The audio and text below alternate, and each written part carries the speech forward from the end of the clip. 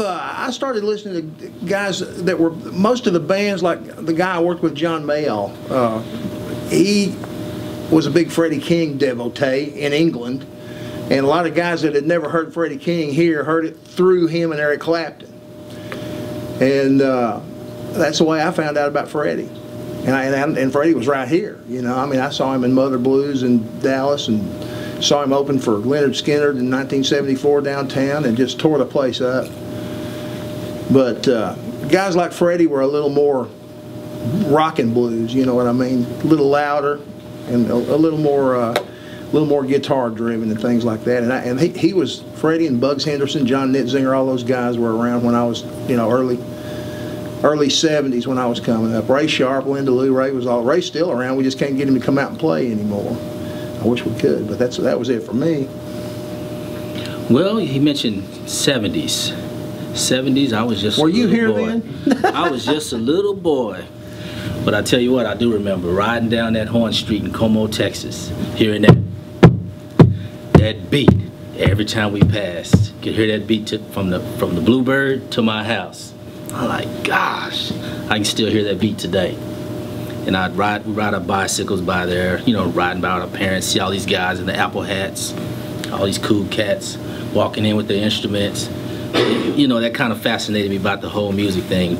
Really didn't know it was the blues at the time. So, you know, grew up as a teenager playing all the other pop stuff, R&B stuff, you know. And then stumbled across a Freddie King CD. Heard him do a version of Ain't No Sunshine. That was it. Yeah. That got me right there. I say, okay, this is the R&B version, very nice. But this version here, I got to try and get that. So that really pushed me over to the blues thing. It was that soul, man. I mean, it was the soul of everything. All the players, the beat, the vocals was, you know, unrehearsed, raw. Improvised. Yeah. And you can like do it on the fly like he just did. You know what I mean? And I mean, there's a lot of music where you have to get together and rehearse it and everything, you know. And most of the time on a blues gig, guys will just show up and do it, you know. Mm-hmm. I've always played several. I mean, you know, I'm kind of a blues rock country kind of guy, and I've been trying to make a living playing music all my life, so I've had to play a little bit of everything.